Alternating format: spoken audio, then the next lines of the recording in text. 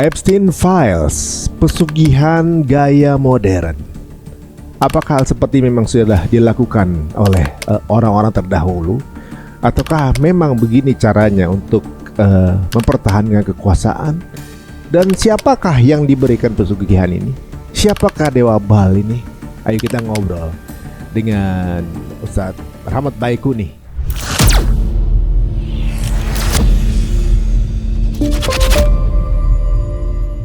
Hal ini sepertinya sudah pernah diungkapkan beliau di beberapa tahun sebelumnya dan baru terbuka sekarang. Seolah-olah kayak orang kayak baru tahu, kemudian pada mengacu. Kembalikan lagi Ustadz Rahmat Baikuni untuk ngobrol bersama kita.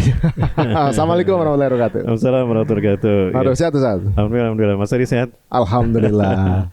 Apa yang antum bilang di beberapa episode kita sebelumnya atau juga mungkin kajian antum di tahun-tahun sebelumnya itu sepertinya satu persatu mulai terbukti. Jadi maksudnya bahwa ternyata ada secret group yang menjalankan sebuah ritual sambil menjadi aktor utama dalam pengendalian politik dunia. Yeah. Dulu setiap antum bikin kajian seperti itu atau episode kita pasti ada yang komen konspirasi cocokologi. Pasti begitu. Ketika sekarang ini keluar literally dengan buktinya, bahkan ada 6 juta files yang baru keluar baru 3 juta. Yang orang baru baca tuh cuma 1 juta. Bayangin Zat, sebanyak ini gitu. Dan kalau dibaca itu kayak apa namanya? Ini kejadian beneran apa gimana sih? Halu apa gimana sih? Makan bayi lah, kemudian ngesop anak bayi, ngeringin darah anak bayi, dagingnya ditaruh di restoran spa saja yang populer, kemudian menghamili anak-anak cewek pedofil lah, kemudian disembahkan itu bayi baru lahir buat dewanya. Ini fenomena apa sih? Tapi memang begini baru apa dari dulu udah ada Zat? Iya. Baik, bismillahirrahmanirrahim. Wala wala quwata illa billah. Allahumma arina haqqa haqqan warzuqna ittiba'ah wa arina batila batilan warzuqna ijtinabah. Dulu ada beberapa buku-buku konspirasi yang pernah kami baca. Karena kebetulan saya waktu itu qadarullah dengan izin Allah saya dipertemukan dengan tokoh-tokoh besar. Salah satunya dengan almarhum Jata Maulani, beliau mantan kepala BIN ya waktu itu. Kita mengadakan seminar-seminar tentang Zionisme dan tentang konspirasi dunia. Nah dari situ apalagi beliau ini paham tentang beberapa sejarah-sejarah agama-agama yang nyeleneh, keyakinan yang nyeleneh dari para elit global. Nah saat itu dibahas. Nah dari situ muncul ketertarikan saya, sehingga buku-buku itu saya beli, saya bawa, kemudian saya baca. Subhanallah. Maka kejadian WTC itu menjadi pasal terakhir yang menyambungkan kepada semua pasal-pasal konspirasi yang saya buat. Kan konspirasi itu ibarat benang kusutnya. Nah ketika yang satu ini disentuh, maka yang lain menyala. Karena dia tersambung, dia adalah sistem. Sistem kesesatan yang menjadi fitnah akhir zaman. Makanya kenapa Rasulullah sampai mengatakan man ahya sunnati inda fasadi umati fala ujmiyata syahidin. Siapa yang menghidupkan sunnahku, pahalanya 100 kali mati syahidnya para sahabat. Kemudian berbahagia orang-orang yang asing, karena Islam nanti pada akan asing di akhir zaman. Kan memang dunia akan makin gila, dipenuhi oleh orang-orang gila. Bahkan kekuasaan, ekonomi, keuangan, apapun di dalam segmen kehidupan manusia itu dibangun dengan kegilaan yang tidak bisa masuk di akal kita. Nah, salah satu titik konspirasi itu akhirnya membuat saya harus meneliti who was behind it. Siapa yang berada di balik layar ini, siapa sebetulnya. Sampailah kepada secret society yang bernama Bohemian Grove. Ternyata mereka ini terdiri dari para petinggi negara, para petinggi negara di seluruh dunia, di Amerika, Eropa, negara Amerika Latin, bahkan negara-negara Arab yang tunduk kepada kebijakan. Ada juga dari Asia Tenggara juga ada. Dulu saya pernah melihat videonya. Qadarullah Allah pertemukan saya dengan teman-teman, ada yang ahli bahasa Inggris dan dia lama di Eropa. Itu sering kajian di kajian saya hadir ya. Kemudian kami intens ngobrol sampai bertahun-tahun sampai beliau wafat. Dan ketika beliau akan wafat, beliau mewariskan tulisan-tulisan beliau, data-data beliau pada saya. Anak perempuannya nyari saya, qadarullah. Lalu beliau memberikan data itu pada saya. Sama dengan apa yang saya kumpulkan selama ini. Gimana tuh? Ya, salah satunya ada video, ada gambar, ada video. Nah, video-video yang saya dapatkan dari beliau, diantaranya adalah video tentang ritual kaum Bohemian Grove yang terdiri daripada petinggi negara, kemudian ada petinggi militer, para tokoh-tokoh filantropis sekelas Bill Gates mungkin, kalau dulu ada Zuckerberg itu kan. Mark Zuckerberg juga sama, kemudian ada pengusaha global yang luar biasa, bisnismen yang luar biasa lah. Nah itu mereka berkumpul semua itu di sebuah pulau yang hutan yang bernama di Sonoma Country, California. Nah mereka melakukan ritual di pertengahan bulan Juli selama 2 minggu. Otomatis kan petinggi negara ini disediakan hotelnya, villanya, makanannya, olahraganya, segala macamnya, kebutuhan, seolah-olah mereka punya dunia baru. Nah disediakanlah apa yang menjadi kebutuhan-kebutuhan mereka, termasuk kebutuhan untuk melakukan ritual. Ritual yang mereka lakukan itu ritual gila, ritual real, kemudian termasuk, mohon maaf, ada seks bebas di sana, pelacuran di kuilnya, dan mereka punya kuilnya, di mana kuilnya itu bersimbolkan burung hantu yang di depannya ada api yang menyala-nyala. Nah, salah satu ritual itu yang terpenting, puncaknya ada ritual human sacrifices, mengorbankan manusia, dalam hal ini bayi dan anak-anak, balita, itu dibakar hidup-hidup. Diangkat oleh orang yang berpakaian seperti ya petinggi pemuka agamanya, dengan pakaian yang seperti itu. Setelah itu kemudian diangkat.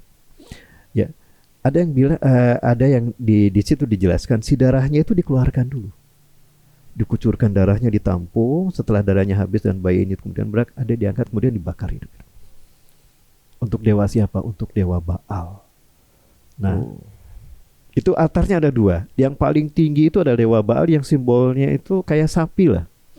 Ya, kayak sapi, antara sapi dengan seperti kambing Mendes ya. Kalau kambing Mendes itu kan Baphomet ya. Kalau ini dewa Baal. Nah, kenapa harus dewa Baal? Karena dewa Baal ini mereka anggap sebagai dewa yang memberikan kehidupan bagi mereka. Ini bagi orang-orang yang dulu hidup di zaman kuno ya, di zaman Semit kuno, seperti di Mesopotamia, Irak, kemudian negara Timur Tengah ke atas. Nah, ini terkait dengan zaman dulu, memang sapi ini disakralkan oleh mereka. Sapi ini disakralkan oleh mereka. Apalagi memang sapi ini selalu terkait dengan peristiwa-peristiwa besar. Salah satunya di dalam Al-Quran juga dibahas dalam surat Al-Baqarah kan. Nah, iya, mana paling panjang lagi ya? Panjang lagi ceritanya. Dan memang kalau kita lihat kisah Nabi Musa dengan Bani Israil ini paling panjang dalam buku Sirah Nabawiyah. Salah satunya dalam kitab Qasasul Anbiya, kisah-kisah para nabi, karya Ibnu Katsir rahimahullah. Itu kisah Nabi Musa paling tebal. Dan nabi yang paling banyak disebut ya? Yang paling banyak disebut dalam Al-Quran. Bahkan Allah sifatkan satu surat khusus, surat Bani Israel. Bahkan di surat Al-Baqarah kalau kita buka, ya bangsa yang paling banyak disebut di dalam Al-Quran surat Al-Baqarah itu Bani Israel. Dan bukan karena kebaikan mereka, tapi karena pengkhianatan mereka kepada Nabi Musa, karena keingkaran mereka tidak mau bersyukur kepada Allah Subhanahu wa taala. Nah, ritual itu sebetulnya dari dulu sudah terjadi. Nah, sudah terjadi dari zaman dulu. Bahkan ada satu pernyataan dari seorang rabi Yahudi ya, kemudian dia mengatakan bahwa nenek moyang kita itu mereka melakukan ritual penghapusan dosa dengan mengorbankan orang-orang yang soleh, orang-orang yang suci. Makanya kenapa banyak nabi-nabi yang mereka bunuh, termasuk Nabi Isa alaihissalam. Itu juga mereka bunuh. Guys, ada kok ungkapan Ustadz kayak mengarah ke sesuatu ya, mengorbankan anak manusia untuk menebus dosa gitu ya Ustadz ya. Betul.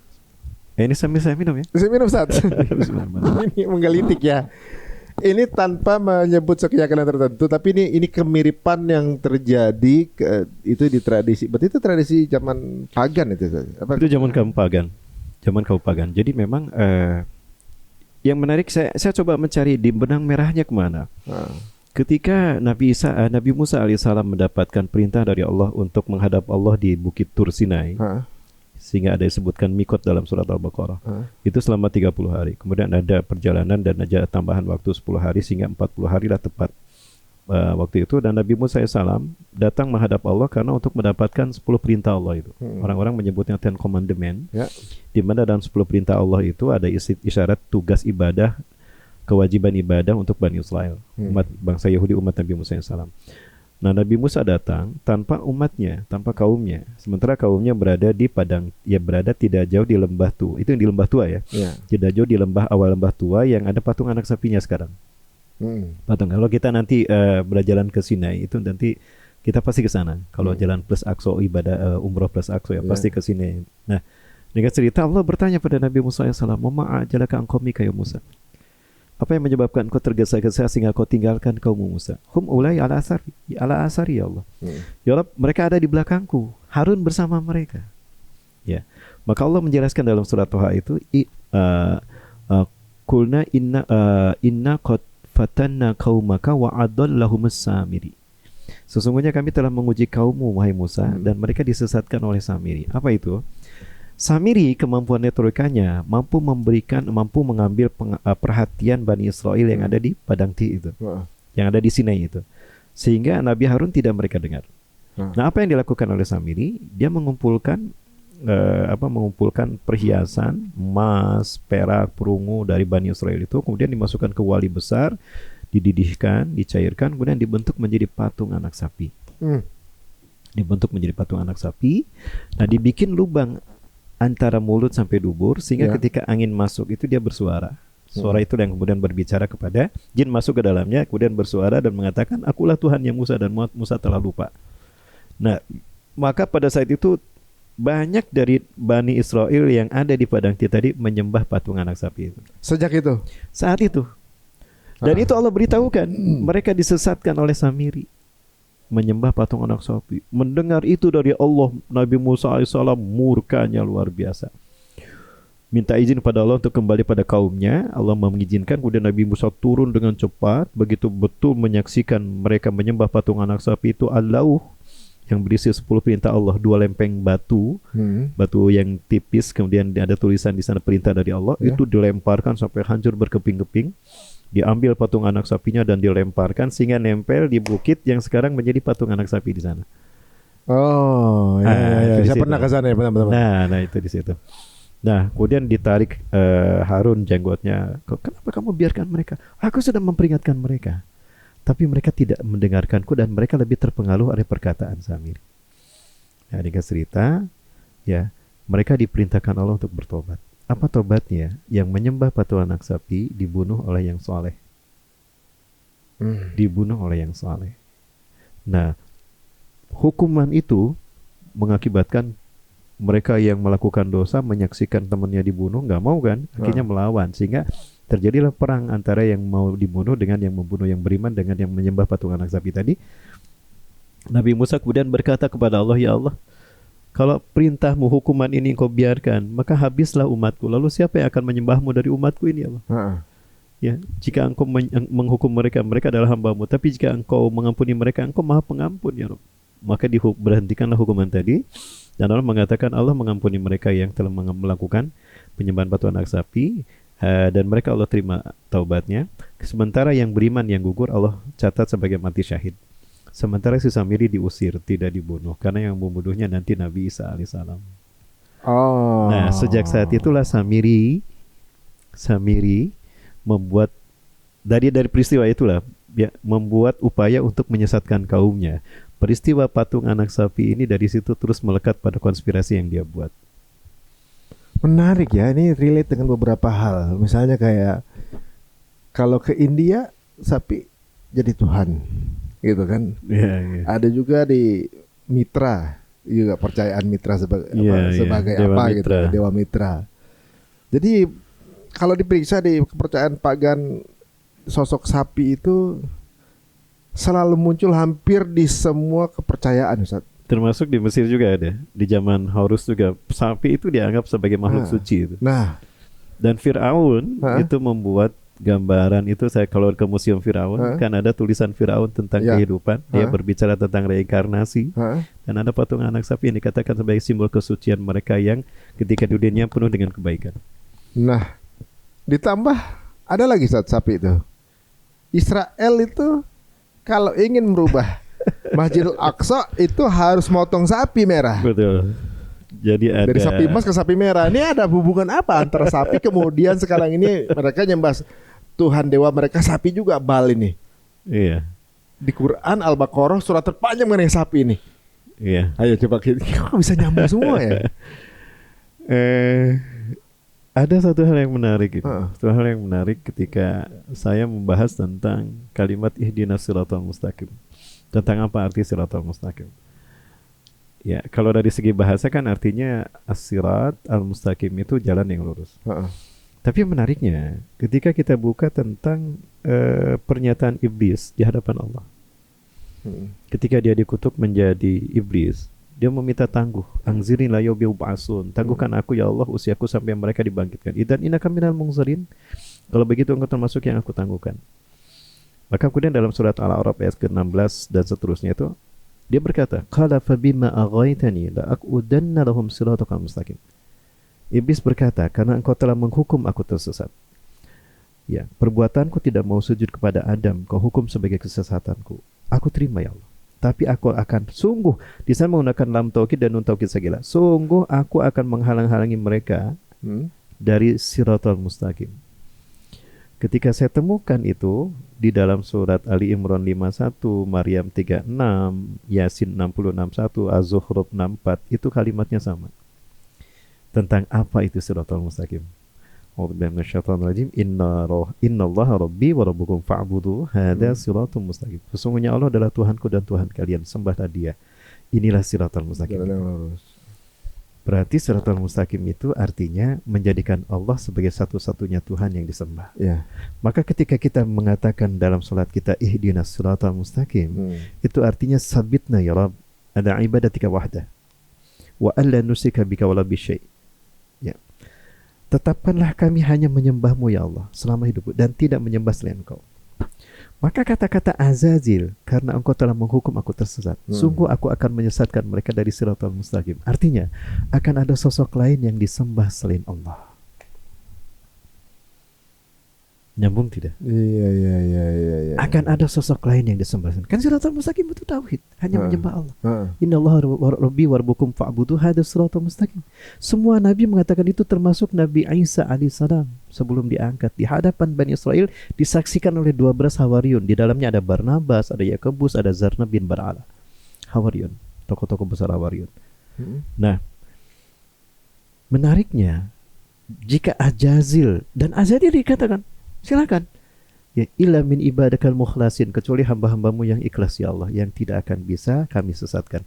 Karena orang yang ikhlas adalah orang yang faham tentang semua rekayasa iblis. Ketika kita totalitas menyerahkan diri kepada Allah, maka Allah tuntun kita. Ketika Allah menuntun kita dan Allah mengatakan jangan takut, aku bersamamu, dan jangan sedih, apa yang hilang darimu aku ganti dengan surga yang lebih indah daripada apa yang kau miliki di dunia nilainya. Maka mereka terima, ikhlas mereka untuk menyembah Allah dan ikhlas untuk menghadapi ujian iman berupa fitnah akhir zaman, fitnah kehidupan. Nah, ini cerita menarik yang saya katakan, yang saya kaji di sini adalah tentang siapa sosok yang disembah selain Allah yang dikatakan oleh si Ajazil. Dia sendiri. Ajazil, dia sendiri. Dia sendiri. Ajazil, dia bangsa jin kan. Dalam surat Al-Kahfi dikatakan kana minal jinni fafasaqa an amri rabbih. Dia adalah dari bangsa jin dan dia menyalahi perintah Tuhannya. Jin Allah ciptakan dari api kan. Iya. Ya. Khalaqal insana min salsalin kal fakhar wa khalaqal janna min marijin min nar dalam surat Ar-Rahman. Benda langit yang terdekat ke bumi, yang unsur terbesarnya matahari, dan dia dianggap banyak memberikan manfaat, kehidupan, cahaya, tumbuhan, pertanian, itu semua dewa matahari. Ya. Di wilayah Persia, dewa matahari itu dinamakan dewa Baal yang dipersonifikan dengan sapi. Dengan sapi. Dewa yang memberikan cahaya kehidupan, menguasai kekuasaan karena dialah yang memberikan kehidupan. Baal itu artinya pemilik yang merajai semua wilayah kekuasaan. Kayak Malik, Al-Malik. Al-Malik itu dalam bahasa. Tapi kalau dia tugasnya, dia mirip dengan tugas malaikat Israfil. Malaikat Mikail.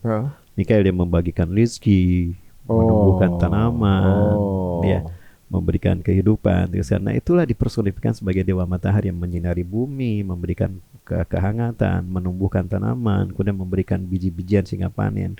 Nah, sehingga sapi ini selalu dikaitkan dengan proses di mana mereka menerima hasil bumi, digunakan untuk membajak sawah di zaman dulu. Karena memang dihargai, mereka yang memberikan kehidupan, mereka yang memimpin kita untuk menikmati kehidupan. Nah, dan dia dikatakan dewa yang terkuat karena setiap wilayah ada, setiap zaman ada.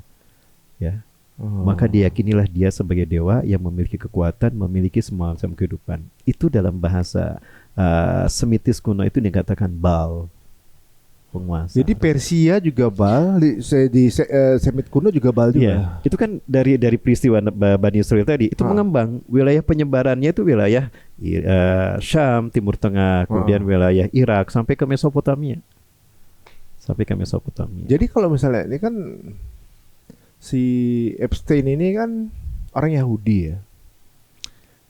Apakah Dewa Baal itu di kepercayaan Yahudi juga ada? Atau justru mereka adalah orang Yahudi yang nggak mengikuti kitab mereka, jangan-jangan? Betul. Itu yang terjadi. Nah, begini. Di zaman Nabi SAW ada sekelompok Yahudi yang bernama Sanhedrin. Mereka memalsukan Taurat yang Allah wahyukan pada Nabi SAW. Ya, karena Nabi Zakaria tidak tahu Taurat kan, karena Taurat diturunkan pada Nabi Musa sebelumnya. Maka hal itu tidak dipandang, beliau tidak mengatakan apa ini, kayaknya bukan ayat-ayat Allah, tapi tidak tahu kalau mereka telah memasukkan Taurat. Maksudnya Nabi Zakaria pun nggak tahu kalau itu bukan Taurat yang asli. Bukan Taurat yang asli. Nah, yang tahu itu adalah Nabi SAW. Nabi SAW. Di situ kenapa ketika kita membaca kisah tentang Nabi SAW, pernyataan Allah kepada Siti Maryam, aku akan melahirkan darimu seorang laki-laki yang aku angkat menjadi nabi, aku jadikan sebagai orang yang aku dekatkan, yang aku berikan wahyu kepadanya berupa Injil, dan aku ilhamkan Taurat kepadanya. Oh, kan Taurat dengan turunnya Injil otomatis sudah tidak berlaku. Tapi kenapa diilhamkan kepada Nabi SAW? Rupanya Allah sudah mengetahui apa yang akan dilakukan oleh pendeta Sanhedrin memasukkan Taurat. Dan ketika itu terjadi di mana Nabi Isa tinggal bersama Nabi Zakaria. Maka ketika mereka menyampaikan Taurat di Masjidil Aqsa, diketahuanlah sama Nabi Isa alaihissalam. Oh, kalian membohongkan Taurat, kalian memasukkan Taurat. Innakum tuharifuna al-kalima an mawadhi. Kalian telah menghapuskan Taurat dari tempatnya. Summa yaktubuna al-kitaba bi aydihim, lalu mereka menulis ayat dengan tangan mereka sendiri. Summa yaquluna hadza min indillah. Dibantahlah sama Nabi Isa alaihissalam. Dia masih anak-anak berarti. Masih 7 tahun, 6 tahun, 7 tahun. Seusia dengan Nabi Yahya alaihissalam. Karena Nabi Yahya dan Nabi Isa itu lahir tidak jauh seumuran. Nah, maka setiap kali mereka menyampaikan tentang Taurat yang mereka palsukan, dibantah sama Nabi Isa alaihissalam. Lama-lama mereka jengkel juga, lalu mereka berkumpul berkonspirasi untuk membunuh Nabi Isa alaihissalam. Mereka tahu nggak itu Nabi? Mereka tahu. Karena apa yang mereka lakukan ketahuan sama Nabi SAW, tidak mungkin itu ada yang bisa mengetahui apa yang mereka lakukan kecuali dia seorang Nabi. Cuma mereka karena mohon maaf, karena mereka gengsi, merasa lebih tinggi daripada orang Nasrani, karena budaya Nasrani saat itu adalah semua dakwah kepada mereka Yahudi. Ya, orang-orang Yahudi dalam Al-Quran kenapa disebut Al-Maghdub? Karena mereka banyak ilmu, banyak omong, tapi sedikit amal. Ya, talk more, do less. Sementara orang Nasrani mereka disesatkan oleh orang-orang Yahudi ini, banyak amalnya tapi tanpa ilmu, sehingga dikatakan sebagai dolin, orang-orang yang sesat, yang disesatkan. Itu dalam tafsir surat Al-Fatihah seperti itu. Nah, kembali kepada yang tadi, bahwa kemudian mereka bermakar untuk membunuh Nabi Isa alaihissalam. Nah, dengan makar itu kemudian mereka mengarang cerita kalau Nabi Isa ini adalah Tuhan yang menjelma menjadi manusia untuk menebus dosa Nabi Adam alaihissalam. Maksudnya gimana teknisnya? Artinya bahwa mereka mengorbankan darah para nabi untuk mensucikan kesalahan mereka. Karena hakikatnya Tuhan lahir ke dunia, menjelma menjadi manusia untuk menebus dosa Nabi Adam. Versi keyakinan mereka. Kenapa dalam versi itu Tuhan kenapa marah sama Nabi Adam? Nabi Adam kan melanggar larangan Allah, memohon buah pohon kayu yang iblis menamakannya huldi. Ketika Tuhan akan menghukum Adam alaihissalam, ya ini versi keyakinan yang berkembang di tengah mereka ya. Nah, Tuhan berpikir, aduh, kalau aku hukum Adam, kasihan dia menderita. Jangankan Adam, alam ini aku sentil hancur dia. Ya, alam ini aku ciptakan, kemudian aku sentil, aku maha kuasa, dengan kekuasaanku saja, dengan sentilanku saja alam semua akan hancur. Apalagi Adam kalau aku sentuh dengan hukumanku. Maka Tuhan kasihan, tidak urung, takut nanti Adam menderita kesakitan. Tapi dia bersalah harus dihukum. Bingunglah Tuhan pada saat itu. Ya, hukum jangan. Maka, nah inilah yang kemudian dikarang oleh mereka sebagai satu doktrin yang kemudian disebarkanlah di tengah-tengah masyarakat yang mereka tipu daya ini oleh para pendeta Sanhedrin. The confusion of God. Kebingungan Tuhan.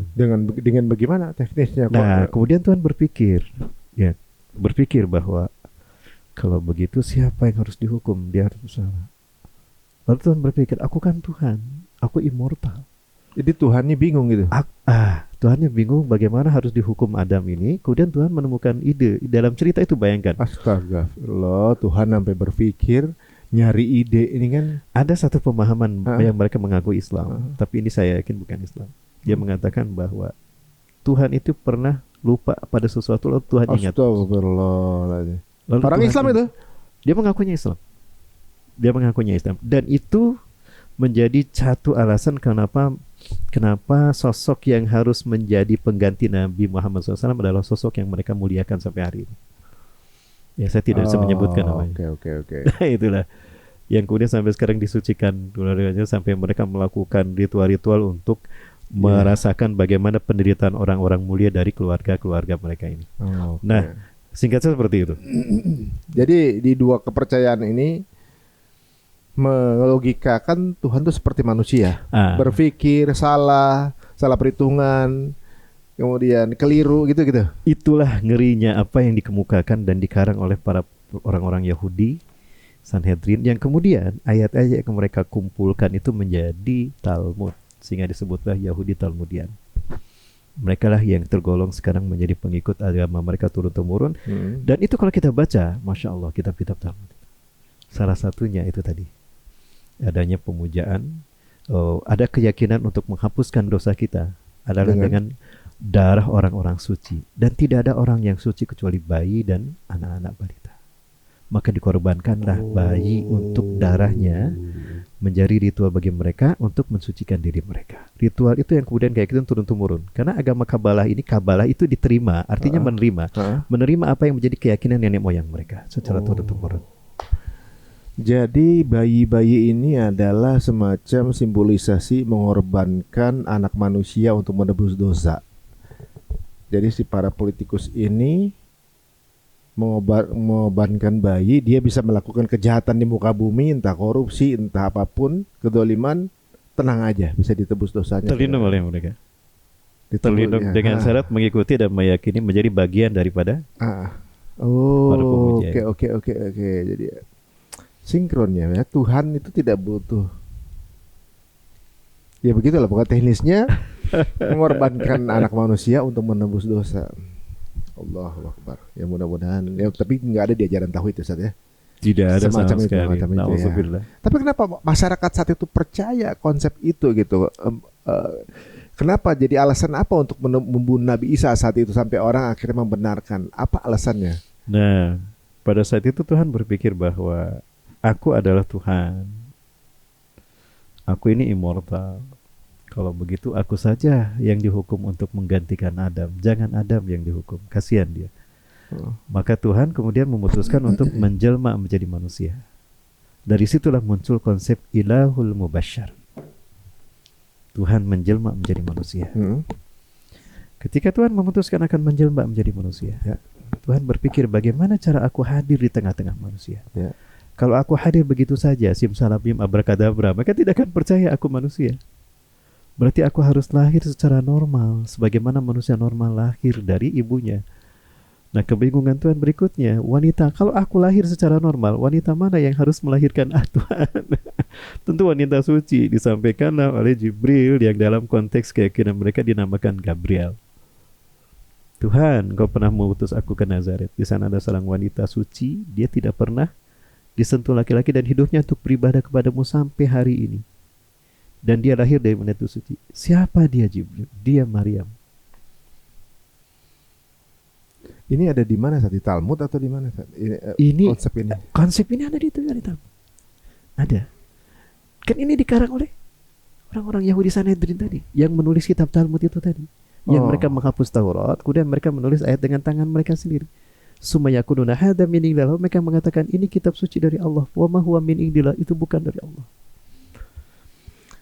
Begini Ustaz, kalau tanpa menyebut jenis keyakinannya ya. Tapi dari logika yang tadi disebutkan Ustaz, bahwa berarti Tuhan mengutus dirinya untuk berkorban kepada dirinya atas peraturan pengorbanan yang dirinya buat. Betul. Jadi logikanya unik juga gitu. Dia Tuhan nih minta pengorbanan. Yang ditus dirinya sendiri. Untuk diorbankan karena peraturan yang dibuat oleh dirinya. Gitu. Disembahkan kepada dirinya. Maksudnya sesimpel hilangnya peraturan itu kan selesai. Maksudnya nggak usah pakai ritual itu gitu. Enggak. Ya maksudnya kan berarti kontraproduktif gitu, redundant gitu ibaratnya. Kalau dari sisi logika manusia ibaratnya kan. Makanya kan doktrin ini sebetulnya lemah, makanya dari situ doktrin ini tidak bisa diterima. Tidak mungkin kebenaran itu lahir dari konsep yang sangat rapuh dan sangat lemah. Ya, tidak bisa dipahami dalam akal sehat itu, tidak memiliki pijakan yang kuat. Kan keyakinan itu harus sesuatu yang kuat dan yang realistis dan masuk di akal manusia. Nah, maka ketika Tuhan memutuskan begitu, maka otomatis Tuhan lahir menjelma menjadi manusia untuk menebus dosa Nabi Adam. Nabi Adam bapaknya manusia, berarti dosa ini terwariskan. Mereka meyakini dosa ini terwariskan, maka harus ada penyucian untuk mereka. Jadi misalnya anak bayi lahir itu udah punya dosa. Versi mereka mewariskan dosa orang tua, maka harus ada ritual untuk membuat mereka terbersihkan. Bukannya setiap orang itu menanggung dosanya masing-masing. Bahkan begini, ini di keyakinan orang-orang Mesir. Ini keyakinan di sekitar Sungai Nil. Dan ini terjadi ketika Rasulullah SAW, Umar bin Khattab menjadi khalifah. Kemudian Umar bin Khattab mengutus Abdullah bin Amr bin As menjadi gubernur di Mesir. Nah, orang-orang yang hidup di pinggir Sungai Nil itu mengatakan kepada Ammar bin Yasir, wahai gubernur, kami adalah orang-orang yang mendapatkan kehidupan. Kami tinggal di sekitar Sungai Nil, pinggiran Sungai Nil, dan kami mengambil kehidupan dari manfaat dari Sungai Nil. Nah, kami sadar ketika kami berbuat dosa, maka Sungai Nil ini murka pada kami dan mereka akan membuat kami banjir. Bahkan kemurkaan mereka ketika kami melakukan dosa, maka Sungai Nil ini akan kering dan tidak memberikan lagi kehidupan manfaat bagi kami. Maka sejak saat itulah kami mengorbankan anak gadis perempuan kami yang masih suci untuk Sungai Nil. Kami random, kami undi wanita mana yang harus korbankan. Maka ketika wanita terpilih, maka kami tenggelamkan ke dalam Sungai Nil, sehingga Sungai Nil itu tidak kering pada saat itu. Setelah terjadinya pengorbanan, human sacrifices itu. Nah, bolehkah kami melanjutkan ritual ini setelah Anda menjadi gubernur dan Islam menguasai kami? Maka Abdullah bin Amr bin As memutuskan tidak boleh. Haram itu dilakukan. Hentikan. Yang memberikan kehidupan kepada kalian adalah Allah Azza wa Jalla. Itu syirik. Mereka mentaatinya. Dan qadarullah, Allah menguji mereka. Ketika tidak ada pengorbanan wanita suci itu, gadis suci itu, benar-benar kering. Benar-benar kering. Ya. Dikirimkanlah kepada surat kepada siapa? Kepada Umar bin Khattab, khalifah saat itu. Maka Umar bin Khattab datang, ya, kering karena tidak ada hujan waktu itu. Hujan tidak turun sehingga memang kering. Nah, maka kemudian Umar bin Khattab datang ke Mesir, ya, menuliskan surat untuk Sungai Nil. Ya, bayangkan, ini bagaimana Umar bin Khattab, manusia langsung berhubungan dengan air, dengan alam, karena memang alam ciptaan Allah. Sungai Nil melakukan apapun karena Allah yang memerintahkan. Daun berjatuhan pun karena Allah kan. Nah, keyakinan itu yang Umar perlihatkan kepada bangsa Mesir saat itu di hadapan petinggi mereka dan di hadapan Abdullah bin Amr bin As, gubernur mereka. Ya, tuliskan pada Sungai Nil, kamu adalah hamba Allah. Ya, mengalirnya engkau dengan tidak, itu adalah karena kehendak Allah. Maka jangan sampai apa yang kau lakukan itu menyebabkan manusia mungkar, ingkar dan menyembah selain Allah, meyakini bahkan menjadi syirik, tersesat di jalan Allah. Maka air itu kemudian, surat itu maksud saya, surat itu yang dituliskan Umar dijatuhkan di Sungai itu. Setelah itu yang terjadi, kembali lagi seperti biasa, berair dan hujan kembali turun, kehidupan. Maka keyakinan itu hilang dengan apa yang dilakukan oleh Umar bin Khattab, meminta kepada Allah Azza wa Jalla. Maka tauhid kembali tegak, syirik itu kemudian hilang. Itu ada salah satu kisah yang pernah saya dengar, ya, riwayat kita yang mendengar terkait dengan Sungai Nil. Nah, ritual-ritual semacam itu merupakan warisan dari kaum pagan dulu. ketika mereka mengorbankan darah manusia.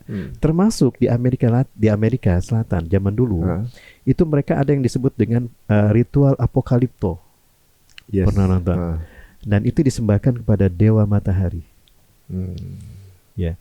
Jadi ketika suku Inka, suku Maya, suku Aztec mereka berperang, ya, maka yang kalah itu dijadikan sebagai human sacrifices. Bagi mereka, apabila terjadi gerhana matahari, gerhana bulan, itu murka dewa pada mereka. Sehingga harus ada yang dikorbankan. Ya, kenapa murka? Akibat durhakanya mereka, dosa yang mereka lakukan. Maka harus ada orang-orang suci yang dikorbankan. Nah, mereka yang kalah dalam berperang dalam 3 suku itu kemudian dikorbankan. Dikorbankannya dalam momentum matahari terbit. Karena yang mereka yakini itu terkait dengan dewa matahari. Salah satu dari wilayah di Mesopotamia itu namanya Dewa Baal. Dewa kehidupan, dewa matahari, dewa yang memberikan cahaya kehidupan, menyuburkan tanah, memberikan hasil bumi. Simbolnya sapi. Berarti itu yang masih dipegang sampai sekarang ya, di cover kehidupan modern yang seolah tidak percaya hal yang gaib kan gitu. Apa yang mereka tunjukkan kan di lifestyle seperti itu ya. Nggak tahu di baliknya mereka melakukan ritual-ritual penyembahan setan. Begini, kemarin saya kajian ini saya baru pulang di Jawa Timur ya. Kami kajian Sabari Dakwah di Jawa Timur. Kami kajian di Surabaya, Sidoarjo, kemudian di Pare, lalu ke Malang kembali ke Kediri. Ini baru pulang tadi pagi, ya. Dari seminar kemudian kembali. Itu saya bahas tentang Sepa Dajjal.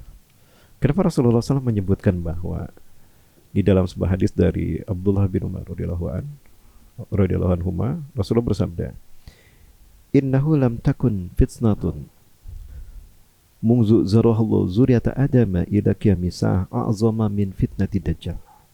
Sesungguhnya tidak ada fitnah, belum pernah ada fitnah sejak Allah menciptakan Nabi Adam lalu mengembangbiakan turunannya umat manusia sampai hari kiamat. Itu lebih besar dari fitnah dajjal. Walam yab'asillahu nabiyyan illa hazara ummatahu anhu. Dan tidak Allah mengutus seorang nabi pun melainkan nabi itu pasti memberikan nasihat pada kaumnya, hati-hati dengan fitnah dajjal. Laqad anzara Nuh qauma anhu. Dan sungguh Nuh telah mengingatkan kaumnya dari bahaya dajjal. Nabi Nuh alaihissalam. Pertanyaannya, tidak seorang nabi pun melainkan memberitahukan kepada manusia, kepada kaumnya maksudnya, hati-hati kalian dengan fitnah dajjal. Termasuk Nabi Adam berarti kan? Ya. Dari Nabi Adam sampai Nabi Isa alaihissalam memberitahukan pada umatnya, hati-hati kalian dengan fitnah dajjal. Satu itu. Berarti bahaya fitnah dajjal itu menjadi ancaman peradaban manusia sejak Nabi Adam alaihissalam sendiri. Jadi fitnah dajjal ini menjadi ancaman bagi peradaban manusia. Satu itu.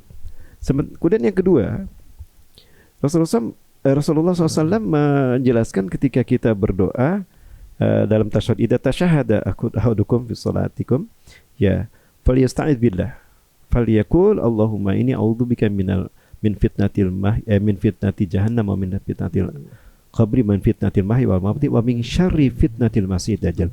Nah, kenapa disebut syarri fitnah dajjal? Syarri fitnah dajjal, fitnah yang terburuk. Fitnah yang terburuk.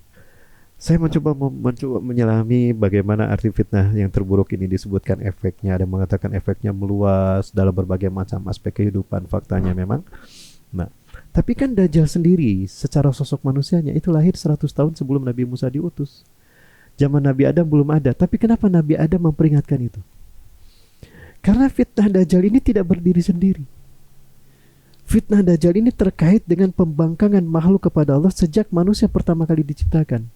Pembangkangan iblis laknatullah alaih.